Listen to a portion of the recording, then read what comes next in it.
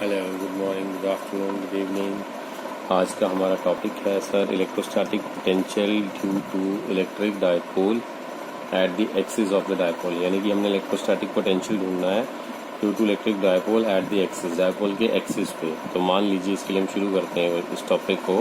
Let the electrostatic potential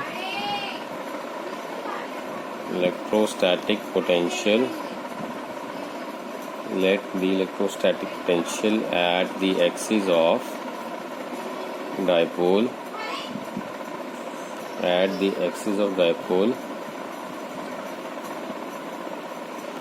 is at a distance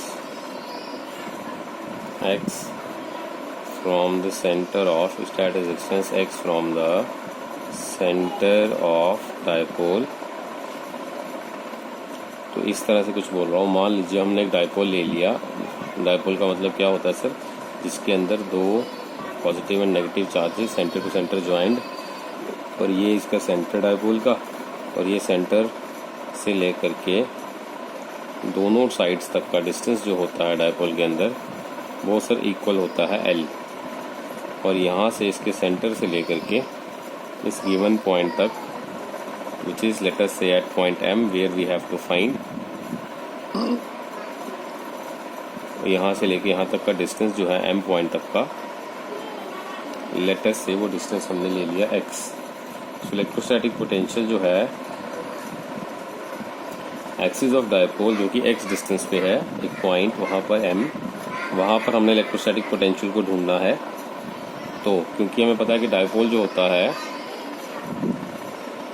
dipole का dipole movement, उसको हम small p से denote करते हैं। It is a vector quantity and it's formula is q multiplied by 2l, that is the distance between the two charges. और उसका direction जो होता है, और इसका जो डायरेक्शन होता है डायपोल का, that is from negative to positive. तो नेगेटिव से पॉजिटिव की तरफ जो डायरेक्शन होता है, ये डायरेक्शन होता है जी डायपोल का। हमने क्या करा है, हमने electrostatic potential axis of the dipole जो कि x डिस्टेंस पे है, एक्सिस से x डिस्टेंस पर अगर कोई पॉइंट है वहाँ पर इलेक्ट्रोस्टैटिक पोटेंशियल ढूंढना है। उसके रिगार्डिंग हमने डायग्राम बनाया। उस डायग्राम में हमने ये लिखा कि मान लीजिए दो इक्वल एंड ऑपोजिट चार्जेस हमने ले लिए, equal magnitude opposite in value, और दोनों का आपस में डिस्टेंस 2l है। इस डायपोल के सेंटर से x डिस्टेंस की दूरी पर हमने एक पॉइंट ले लिया M, जहाँ पर हमें फाइंड करनी है value, that is the net potential. So क्या होगा? सो हम लिखेंगे net V net, that is the net potential at point M। Net potential at point M कितना हो जाएगा? That will be going to equals to V1 plus V2।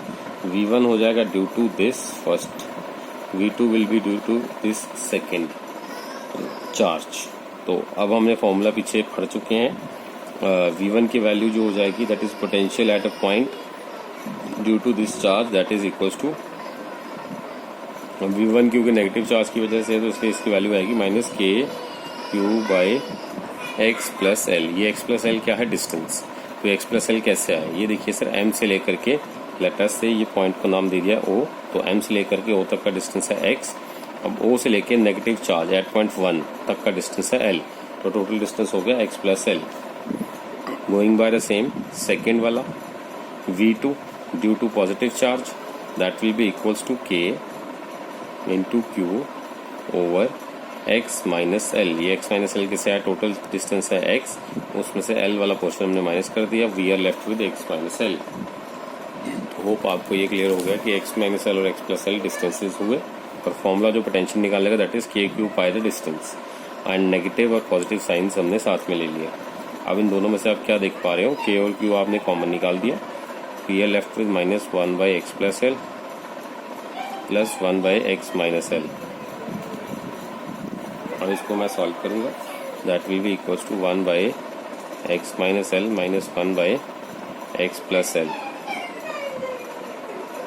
Into KQ।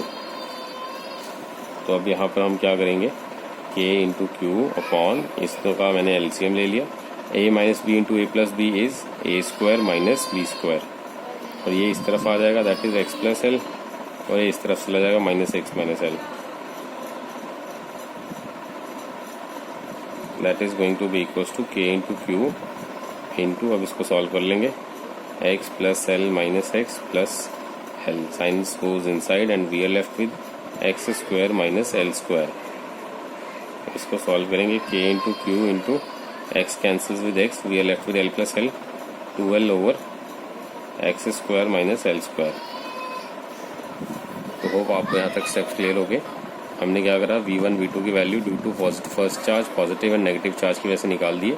Potential का formula हमने लगा दिया, के Q by the distance, distance दोनों का एक्स प्लस एल और एक्स माइनस एल था, उनको वैल्यूज को पुट करा, के क्यू कॉमन निकाला, अंदर ब्रैकेट के अंदर हमने सॉल्व कर दिया और हमारे पास आंसर आ गया 2l upon x square minus l square. Now moving to the next one.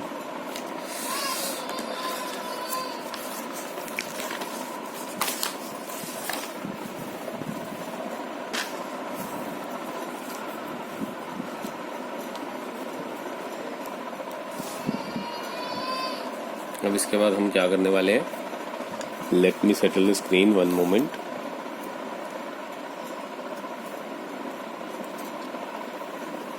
Okay fine. अब अगले स्टेप में हम क्या करेंगे, एज वी नो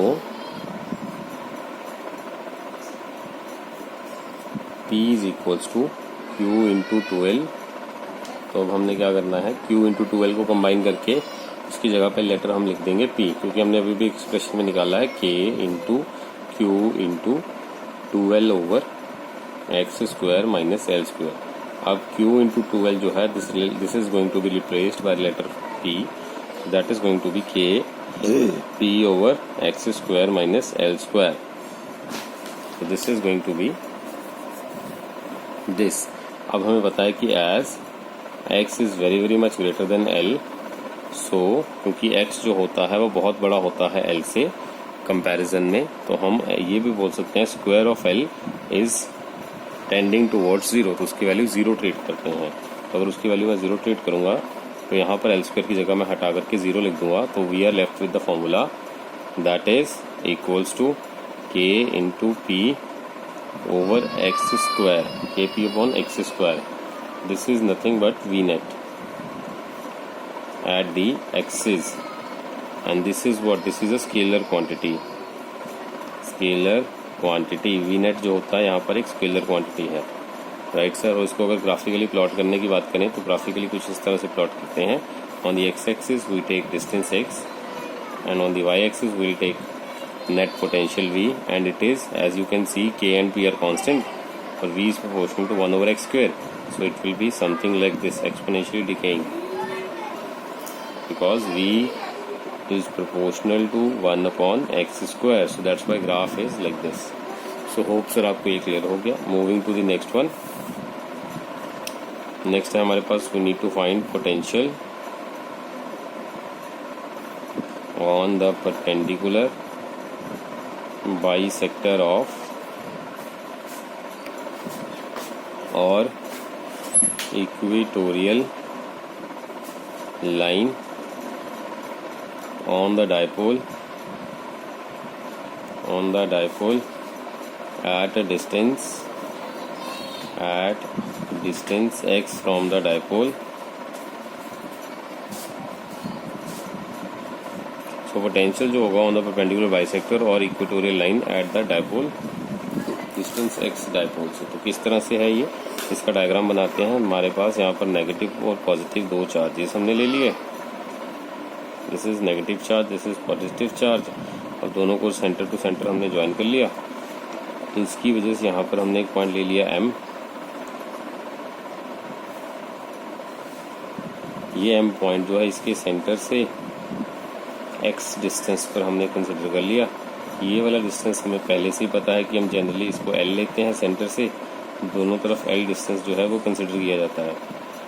तो अगर ये x है और ये l है तो ये कितना हो जाएगा, अगर ये 90 है इसका परपेंडिकुलर बाइसेक्टर, तो दिस विल बी पाइथागोरस के accordingly x square plus l square under the root, because hypotenuse square is equals to base square plus perpendicular square. So going by the same Pythagoras apply करेंगे तो हमारे पास यहाँ पर hypotenuse की value आ जाएगी under root of x square plus l square. तो hope sir आपको ये क्लियर हो गया। Okay sir, going by the same इस तरफ भी वही आ जाएगा x square plus l square.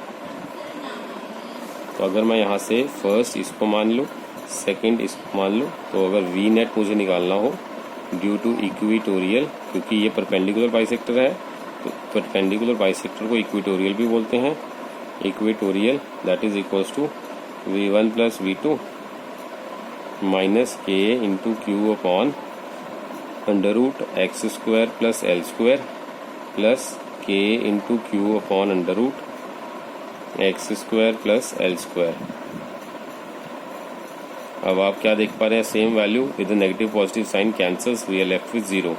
मतलब net potential due to equatorial line is equals to zero. मतलब अगर इस डायपोल की वजह से किसी एक पॉइंट P जो कि इसके परपेंडिकुलर डिस्टेंस पे है उसके ऊपर अगर आप मेरे से बोलोगे कि पोटेंशियल की वैल्यू ढूंढो कितनी है, तो आंसर इसका जीरो आएगा। लेकिन अगर यही पॉइंट M यहाँ से हमने पहले जो फाइंड करा था एक्सिस से एक्स डिस्टेंस पे था, तो वहाँ पर पोटेंशियल की वैल्यू आई थी के पी अपॉन एक्स स्क्वायर। तो होप सर आपको ये दो चीज़ें क्लियर हो गई कि अगर मुझे पोटेंशियल निकालना हो V at the point axis के ऊपर हो तो हमारे पास वैल्यू होती है के पी अपॉन एक्स स्क्वायर, और अगर परपेंडिकुलर कोई पॉइंट हो उसके डायपोल की एक्सिस के बाइसेक्ट करता हुआ पॉइंट, तो वहाँ पर पोटेंशियल की वैल्यू जीरो हो जाती है। Okay, moving to the next one.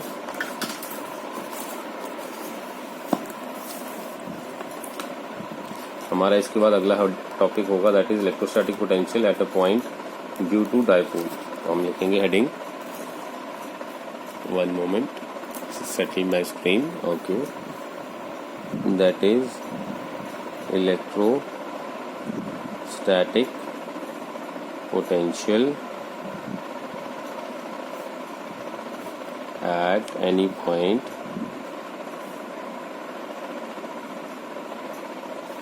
due to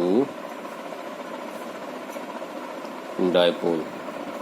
any point, कहीं पर भी अगर हो, रैंडम, उसके लिए हमने क्या कंसिडर करना है, हम लिखते हैं पहले थोड़ा सा इसके बारे में लिख लेते हैं। Consider an electric dipole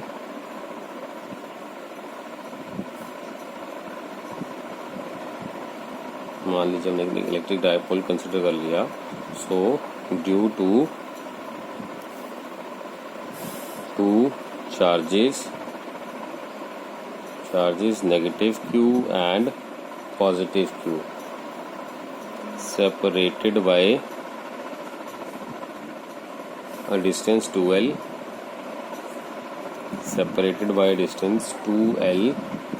to calculate electric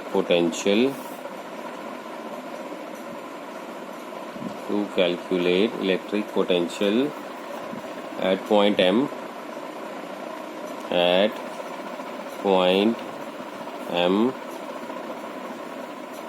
which is at a distance R from M, making angle theta with the line joining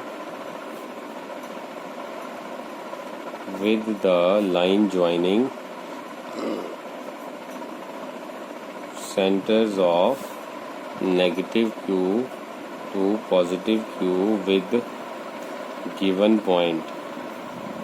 तो इसको किस तरह से हम बोलेंगे, इसको कुछ इस तरह से बोलेंगे कि मान लीजिए हमारे पास यहाँ पर एक नेगेटिव Q है, यहाँ पर एक पॉजिटिव Q है, दो चार्जेस हैं मेरे पास, और दोनों को सेंटर टू सेंटर हमने ज्वाइन कर दिया।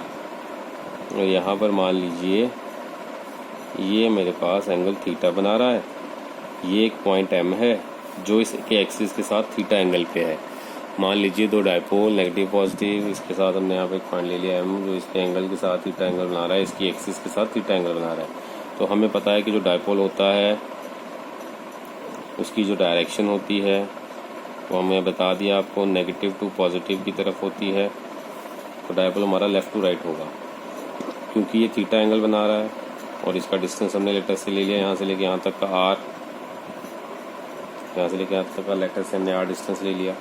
तो अगर मैं इस एक्सिस से इसके परपेंडिकुलर लाइन ड्रॉ करूँगा तो ये कुछ इस तरह से लाइन ड्रॉ होगी।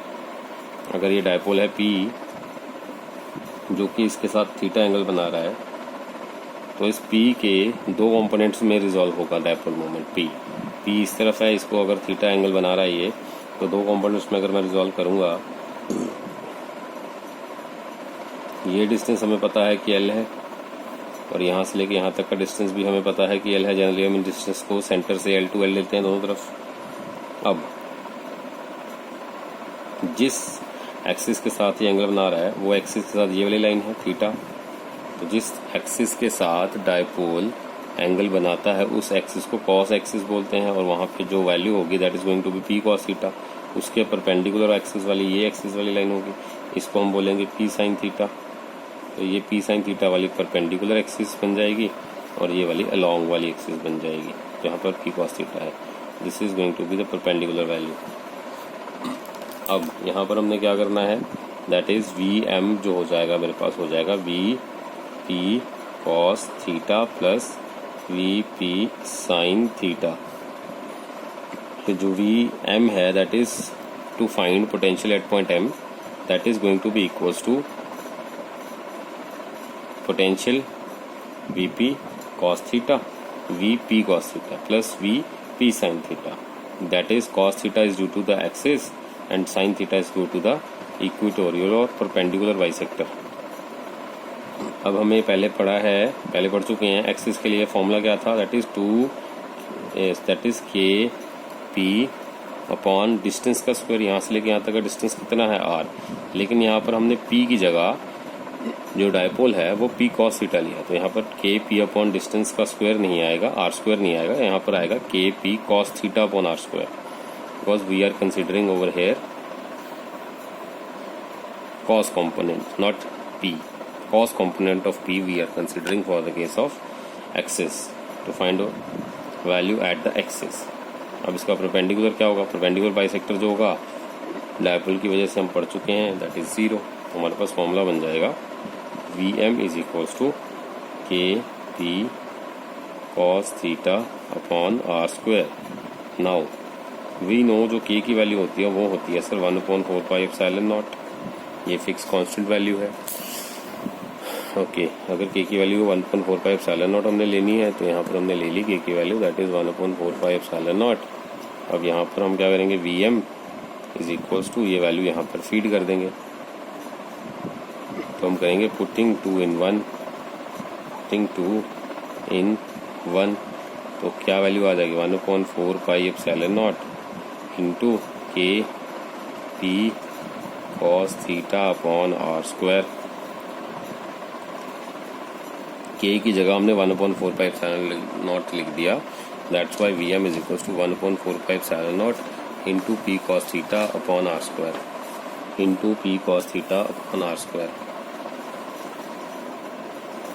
होप आपको ये क्लियर होगा फॉर्मूला। हमने क्या करा एक बार दोबारा देख लेते हैं। किसी भी पॉइंट पे अगर मुझे ढूंढना है तो उसको मुझे रिजॉल्व करना पड़ेगा दो कंपोनेंट्स में, कॉस कंपोनेंट और साइन कंपोनेंट। तो जहां पर हमने इलेक्ट्रिक फील्ड फाइंड करना है, इलेक्ट्रिक डायपोल की वजह से जिस पॉइंट पे मुझे पोटेंशियल फाइंड करना है उसको मैं क्या करने वाला हूँ, दो कंपोनेंट्स में रिजॉल्व कर लूँगा। पहले तो उसका डायपोल से मैं एक्सिस से एंगल देख लूँगा, उसके कॉस थीटा अगर एंगल बना रहा है, अगर थीटा एंगल बना रहा है तो उस थीटा एंगल का कॉस कंपोनेंट और साइन कंपोनेंट में मैंने रिजॉल्व कर दिया। along the theta cos component perpendicular to the theta sin component, तो total net potential at point M हो जाएगा due to cos component plus due to sin component, यानी due to axis and due to perpendicular bisector. दोनों की values को मैं add करके total potential निकाल दूंगा। टोटल पोटेंशियल आ जाएगा VM is equals to k p cos theta upon R square plus perpendicular के लिए 0। अब दोनों को ऐड करके VM आ जाएगा। यहाँ पर k की वैल्यू मैंने रिप्लेस कर दी 1/4 एप्सिलॉन नॉट से, तो मेरे पास फाइनल एक्सप्रेशन आ गया potential due to point M which is any point that is equals to 1/4 epsilon naught P cos theta upon R square. So this was about electrostatic potential at any point due to dipole. Okay, moving to the next one.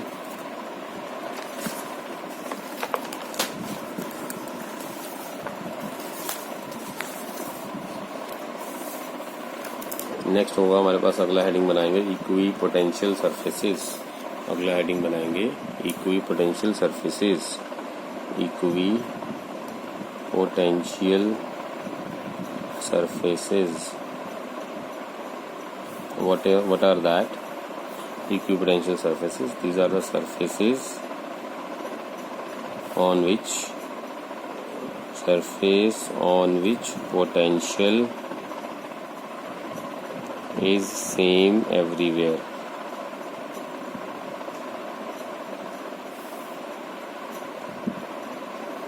For example जैसे मान लीजिए हमने ले लिया एक point charge.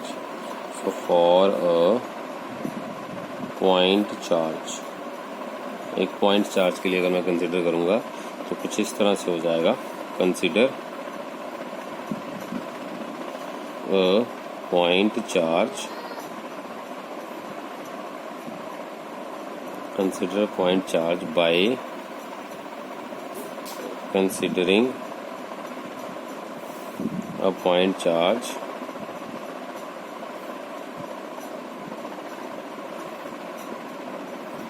we can make a sphere. जैसे कि मान लीजिए हमने कंसिडर कर लिया एक पॉइंट चार्ज, उसके लिए हमने क्या करा, एक 3D स्फीयर बना लिया. तो इस तरह से हमने क्या करा, एक 3D स्फीयर बना लिया. इससे जो 3D स्ट्रक्चर स्फेरिकल स्ट्रक्चर है, इस 3D स्फेरिकल स्ट्रक्चर के लेटर से मैंने एक स्फीयर का रेडियस ले लिया r.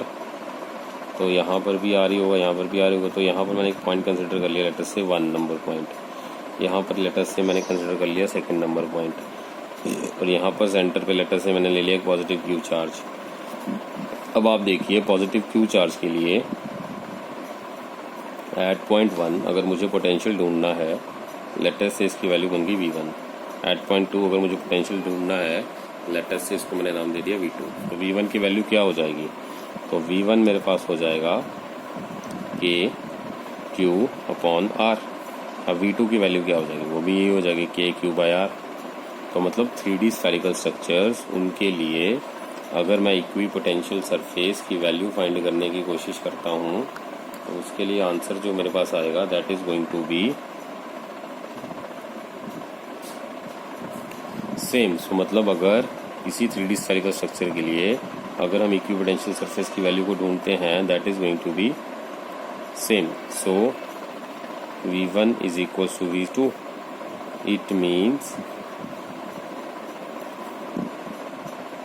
this surface is equipotential surface. This surface is equipotential surface. ये एक equipotential surface है. तो होप आपको ये क्लियर हो गया. हाँ सर, आपने ये बताया इक्विपोटेंशियल सरफेस वो सरफेस होता है जैसे कि डेफिनेशन में आपने बताया कि हर एक पॉइंट पर सरफेस उसका इक्वल होता है.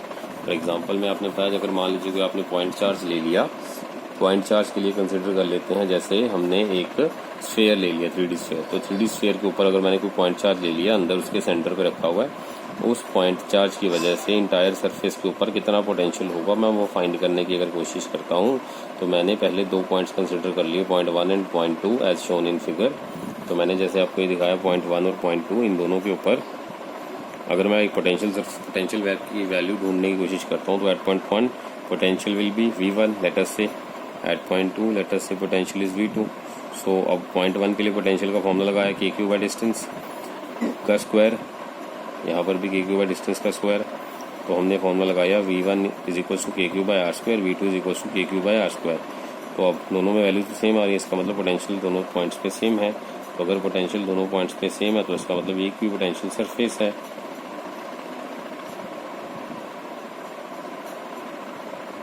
तो इसका मतलब ये हुआ, so it means the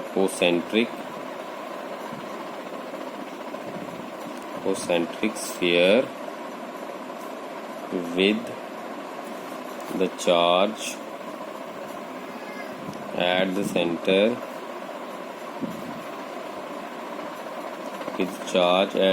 of sphere are equipotential.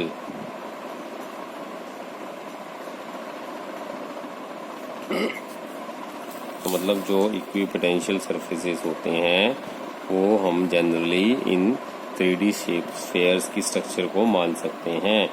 This was about the equipotential surface due to a point charge. इसके बाद नेक्स्ट हमारे पास होता है for a linear charge, for a linear charge. तो लीनियर चार्ज के लिए क्या होता है अब हम वो देखेंगे। लीनियर चार्ज का मतलब है इक्विपोटेंशियल सरफेस लीनियर चार्ज। कौन सा ऐसा कंडीशन है जो इसको सेटिस्फाई करता है। इसके लिए मैं डायग्राम बना रहा हूँ, जैसे कि आप देख पा रहे हैं। इसके अंदर मैंने एक स्ट्रक्चर बनाया है, 3D structure of a cylinder. ये सिलेंडर है, ये इसका एक्सिस है, सेंट्रल एक्सिस। और सेंट्रल एक्सिस से जैसे कि आप देख पा रहे हैं, मैंने इसका रेडियस ले लिया लेटर से r, इसका सरफेस पे पॉजिटिव चार्ज ले लिया, और ये इसका फर्स्ट और ये इसका सेकंड पॉइंट, ये इसका थर्ड पॉइंट और ये इसका फोर्थ पॉइंट। लेटर से मैंने ये 4 पॉइंट्स ले लिए। तो फॉर लीनियर चार्ज क्या होगा, तो हम लिखेंगे for linear charge equi potential surface, equi potential surface जो होगा will be cylindrical, will be a cylindrical structure or cylindrical surface। Linear charge के लिए जो इक्विपोटेंशियल सरफेस होगा वो एक सिलेंड्रिकल सरफेस होगा। So which is at a distance, which is at a distance r, जो कि डिस्टेंस r पे, यहाँ से भी r डिस्टेंस, यहाँ से भी r डिस्टेंस, यहाँ से भी r डिस्टेंस, कहीं से भी आप देख लो डिस्टेंस सेम है। तो अगर इस पे किसी भी पॉइंट पे अगर मैं पोटेंशियल का फॉर्मूला लगाऊंगा, लेटर से यहाँ पे 1 पॉइंट पे लगाया मैंने formula V1 is equal to k q by, अगर यहाँ पर चार्ज Q है, इक्वल चार्ज डिस्ट्रीब्यूशन है, तो Q चार्ज एक तरह से हम मान के चलते हैं।